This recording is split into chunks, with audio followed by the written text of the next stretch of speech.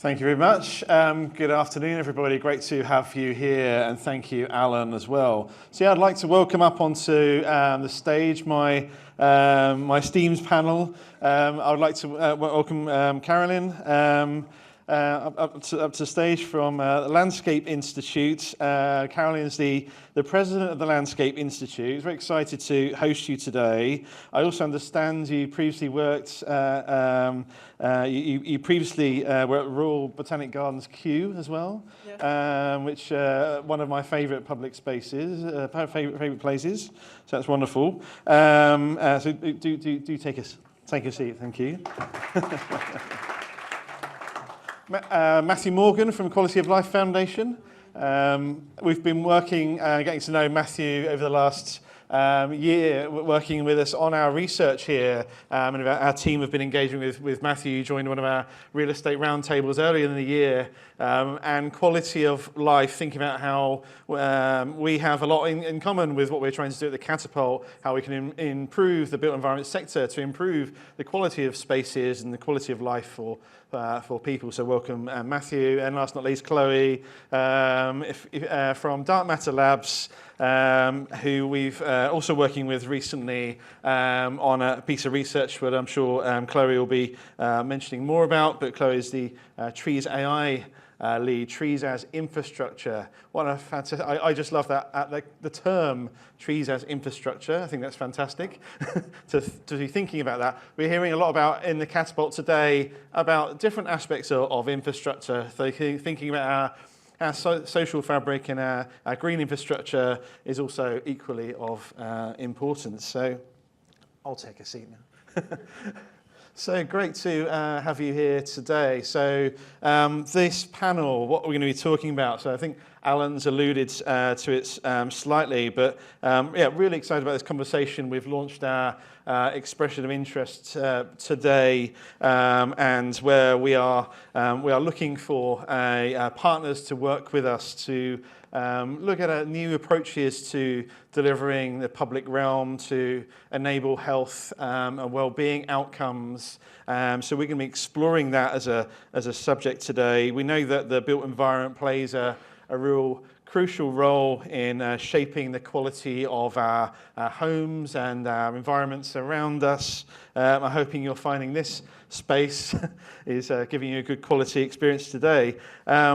We know that quality public spaces have the potential to support economic growth, well-being, and climate resilience. They can attract investments, deliver societal benefits, but there's a lot more work done to realise more public spaces. We're seeing transformations in other cities where we're seeing more and more public spaces. I think Paris has been a really good example that we've seen a big transformation in the centre of Paris, where much more green spaces have been created, more space for the public, less cars. But there's often barriers to enabling this, and how can we create public spaces that work well for citizens and deliver us the greatest value, and how can we make health an investable proposition? How can we make public spaces that enable health as something that can be invested in? So that's some of the areas that we want to discuss on this session. But firstly, I'm just going to ask each of you just to give an introduction to you, yourselves, and some of the work that you're doing. So I'll start with you, Chloe. Yeah, thank you very much, Gavin. So my name's Chloe, and I work for an organisation called Dark Matter Labs, which is a systems change design agency. So when we're talking about innovation here, what Dark Matter Labs tends to focus on is what we talk about root cause innovation. So those sort of deep code errors. How do we finance? How do we regulate? How do we understand the value of public space? And at Dark Matter Labs, I lead a project called Trees as Infrastructure. Thanks for the introduction, and yeah, love the name also. I didn't actually pick it, so I can't take any sort of responsibility for that. But yeah, so Trees as Infrastructure is really about how do we revalue urban nature in the city so it can become a critical and importantly investable part of our urban systems. So just as roads, bridges, rails, we invest in those. How can we turn urban nature? How can we financialize it?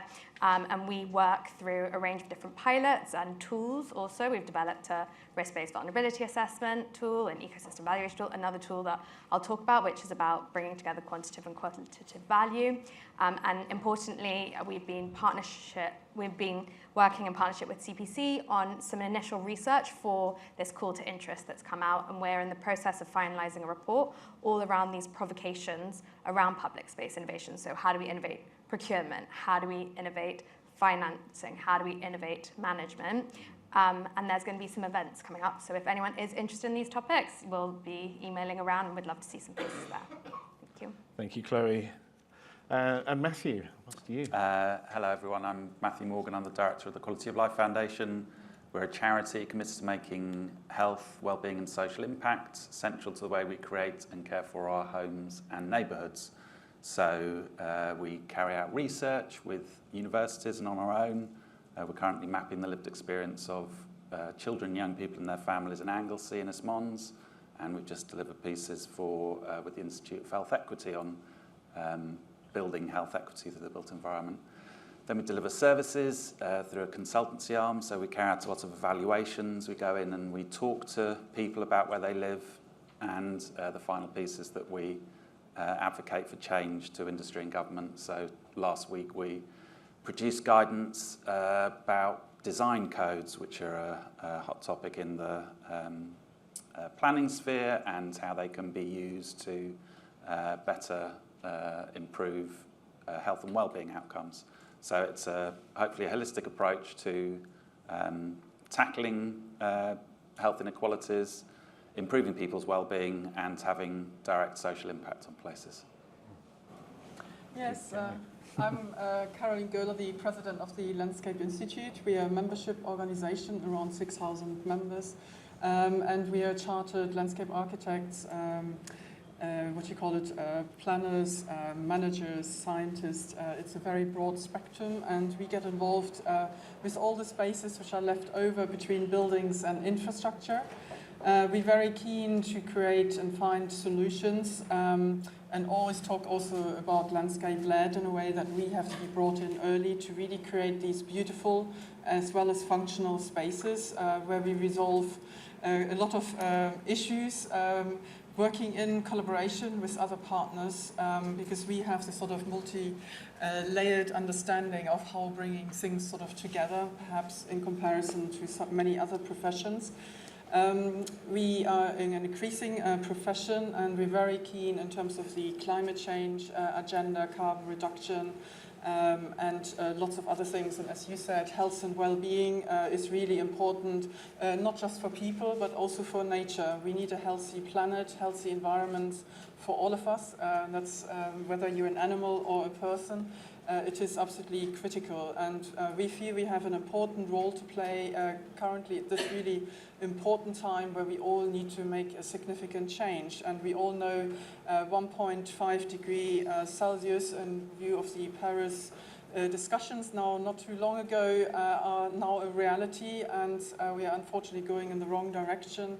And there is a lot to do, and we feel in combinations with many others we can achieve a lot. Thank you, Karen. That sparked a thought for me around, you said, around public spaces and lots of, your profession brings lots of different things together. And I think that is one of the things true around public spaces. You said the land that's left behind from everything else, but it is a thing that connects many things in terms of people and infrastructure and other different services. Yeah.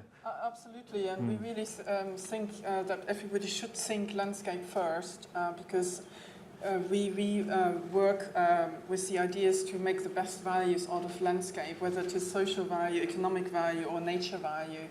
It is just getting the right order when projects get developed, land undergoes any transformation. And we hope as landscape professionals that we've been brought in much earlier, because we feel at that stage we can bring so much more to any project than being asked right at the end to just green things, which is not the thing to do. Thank you. Thank you. So my first question is, what for you are the key ingredients for designing high quality public spaces? So quite an open question there, but keen to hear from you.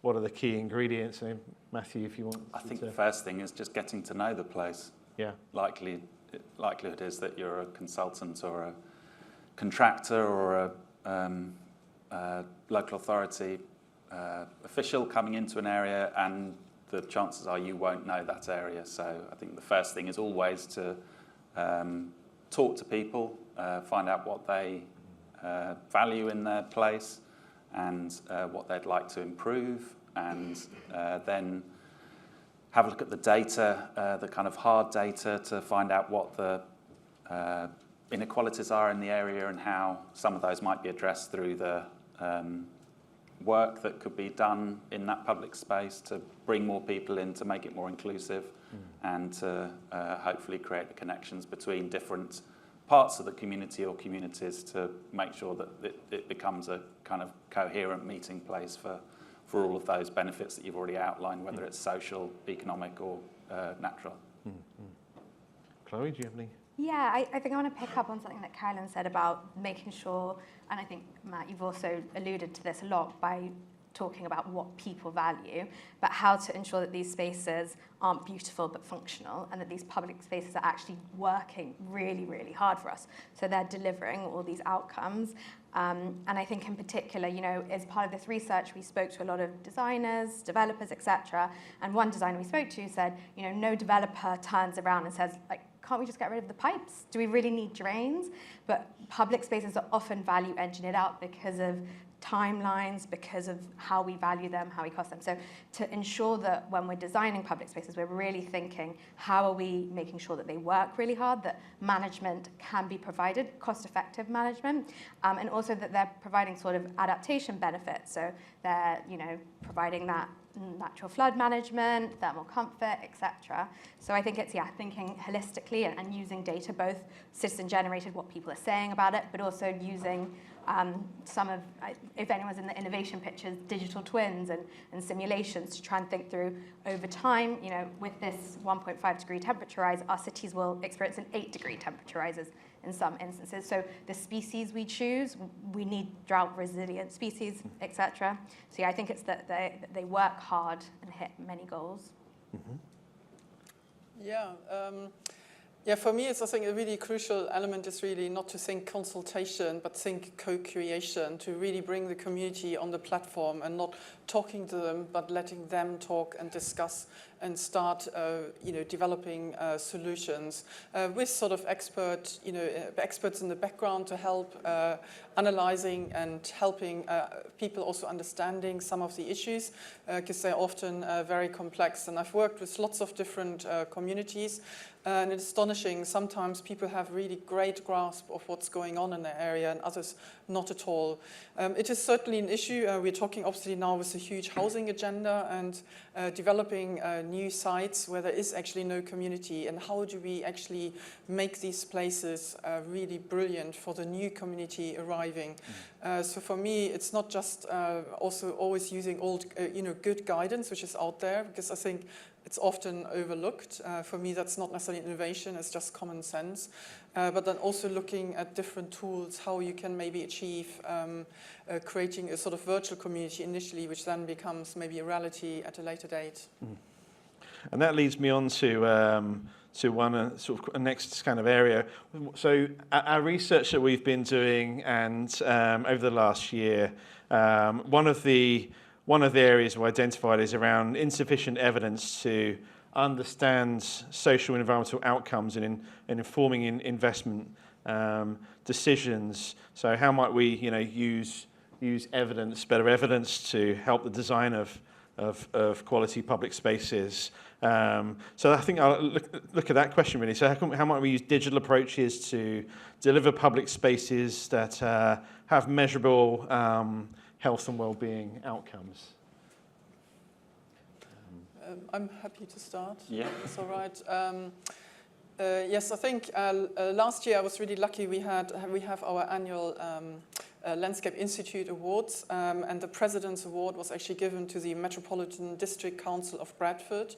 And Bradford is actually really innovative in lots of different ways, and they actually worked with the health system and the landscape design and engineer teams to analyze actually what the real issues are with the communities. And they found, for example, that a lot of young people around the age of 3 don't go outside enough. And if kids at that age don't go outside at that time, when they're older, 40 or 50, they actually have much more health problems than if they would be really active. So they developed a lot of schemes and prioritized areas where they know there is a deficiency in green spaces to actually create spaces for kids to play, often in a very random way, and also a very not very highly furnished sort of green spaces, because they don't necessarily have the money, but just to get the kids, giving the kids space to explore and be out there is so important. And this joining up of data, understanding it, and also digitally is really important. Croydon has done something similar, but not yet enacted, because they have unfortunately financial problems, but it's so important to understand your communities. And there's so much data available which you can prioritize and then also really focus the resources. Yeah, a lot of our work is going out and talking to people and finding out what they think and feel about where they live. And in doing that, we gain a lot of qualitative data to know the kind of nuance of a place, but we also ask them questions that can be benchmarked against national wellbeing measures, and that starts to build a picture up that you can start to compare different places. And in terms of the value to the investor, it starts to build a picture of the crucial importance of public space. We did a piece with the Institute of Health Equity where public space is paramount in delivering health and wellbeing and reducing health inequalities. We then did a project with the build-to-rent sector, and in thinking about asset classes, which is how the development sector thinks, and the benefits of public space to the longer-term returns and value of those assets, public space is crucial, not just for the tenants, which tends to be the focus of most build-to-rent operators, or for house builders, it's homeowners, but also for the local community. So public space becomes an opportunity for the benefits of regeneration or new development to start to spill over into existing communities, so that there's an asset, part of the development that can give benefits to others as well.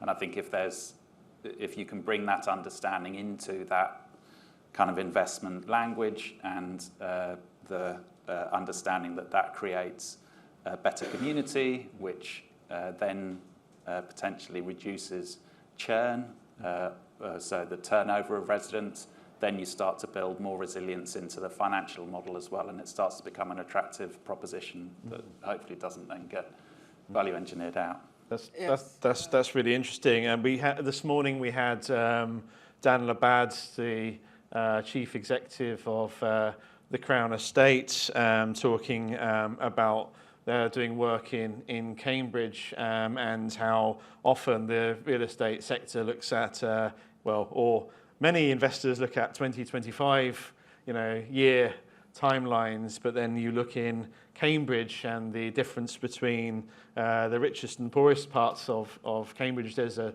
12-year difference in life expectancy. So when we look at investing in urban development, how we can embed better quality public spaces and the benefits that can have. I've been interested seeing recently the campaign to get rid of the no ball games in public spaces, which I thought was quite more. I nearly tore one down another day. So encouraging people to get outside and engage.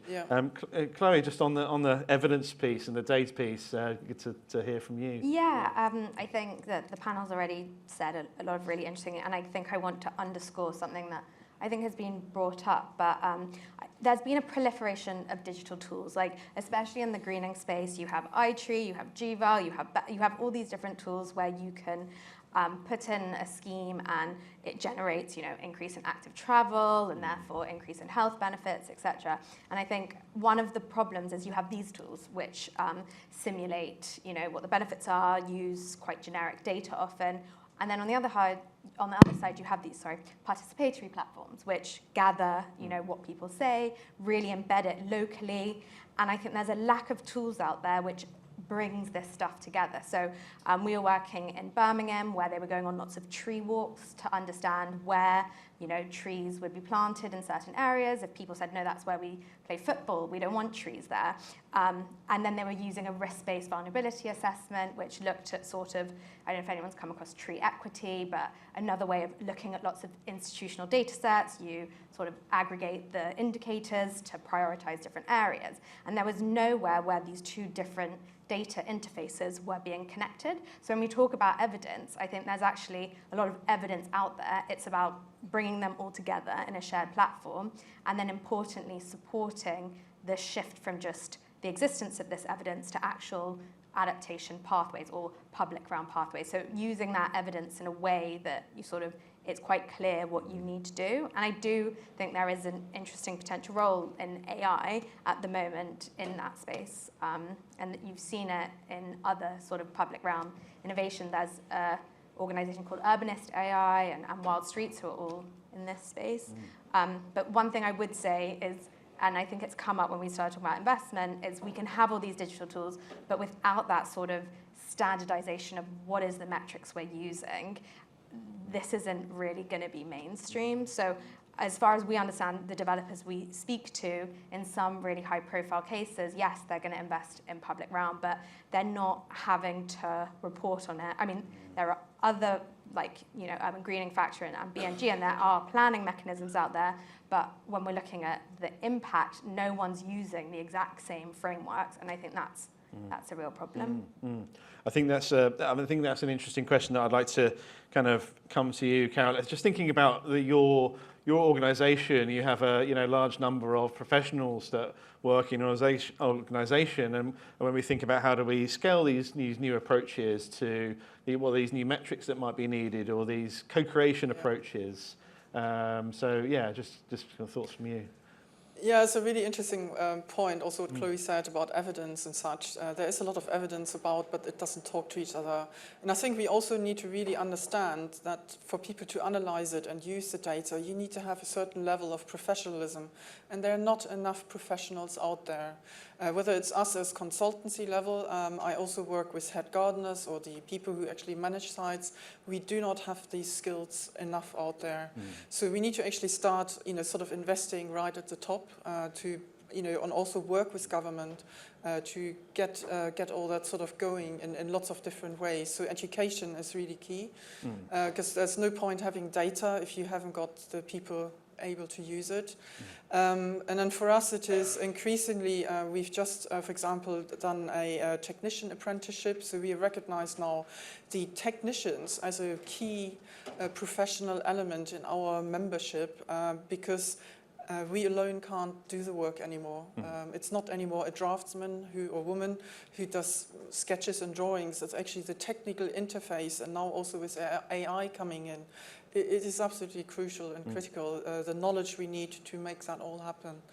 So it's a big step, and I think for me the innovation would be if we had more government support in all the professions, whether it's planning or all these sort of consultancies like ours. We need to really bring that forward and also work in partnership with the industry to develop that. So we have the right people along the whole chain, right also procurement, installation and management levels. Yeah. Great. And conscious of, we've got, I think, another 4 minutes, believe. So take a couple of questions. We can take 2 questions, maybe take 2 questions. Yeah. Has anyone got any questions for our panel? We have one here.